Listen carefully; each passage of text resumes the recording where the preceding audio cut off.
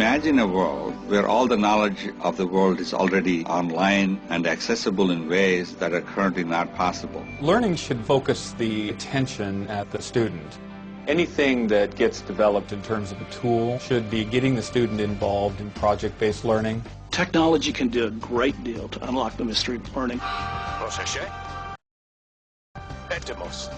When you think about the impact that technology has had already in the teaching and learning process, it's been pretty eventful. But what we want to do is to take that and quantum leap it. Select all, center, bold.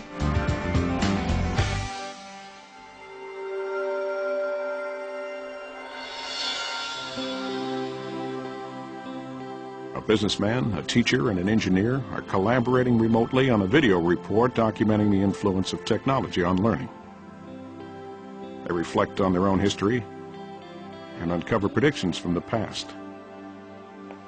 They discover men and women whose visions inspired advances that propelled learning to a lifelong experience and the potential for those visions to carry on.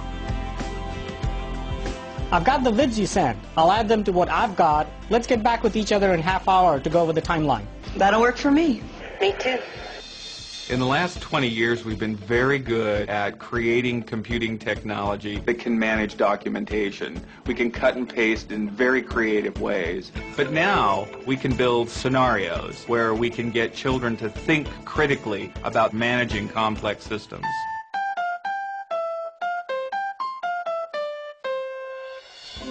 One of the most important dimensions of moving testing beyond where it is now is to move it out of this passive model into something that's much more engaging, much more forceful, and ultimately something that will help us to understand better the capabilities of the students that we're testing. I think at this moment in time, for the very first time, we have the opportunity to give students technology that they can feel is more or less their own. The combination of cost, form factor, and improved human interface technologies puts us at a moment in time in addressing the student that we've never had before. Vid of John Seeley Brown a couple of months ago, around June 25th. I think as we look forward, we're seeing that this notion of literacy has to be dramatically expanded. There are three forms of literacy that all come together. Screen literacy, having to do with cinematic language, and couple that with the notion of interactivity. A third kind of screen literacy is how do you navigate on the screen through the infinite sea of information? How do you sense of where to go? How do you feel comfortable in terms of finding your way through this very complex informational space? I've got a couple vids to add. I'll put them in now rather than sending them to you. Great. There's a power in virtual interaction, virtual learning, because it is seamless. It allows the individual to move effortlessly on to the next level of understanding. And the computer can interact in a way that the individual not only is steered, but is reinforced. So if we can increase enjoyment in learning and have people want to do it for its own sake, then you start a positive feedback cycle where enjoyment in learning begets the desire to do additional learning, and that builds on itself. Well, I think that the interesting challenge we have as we go forward is to figure out how the virtual world augments the physical world. Not replaces it, but augments it. It's a yin-yang between the physical and the virtual and the physical. If we can understand that yin-yang relationship, I think we'll understand how to build incredibly powerful learning environments in the future.